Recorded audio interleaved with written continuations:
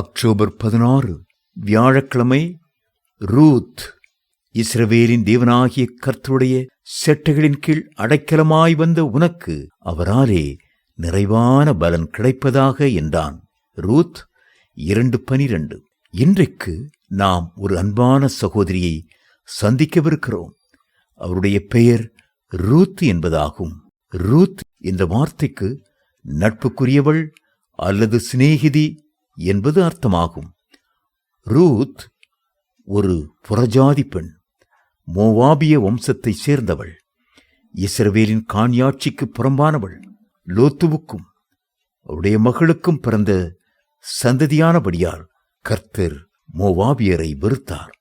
பஞ்சகாலத்தில் அடைக்கலம் தேடி மோவாபிய தேசத்துக்குச் சென்ற எலிமெலேக்குக்கும் நகோமிக்கும் பிறந்த இரண்டாவது மகனை ரூத் விவாகம் செய்தாள்.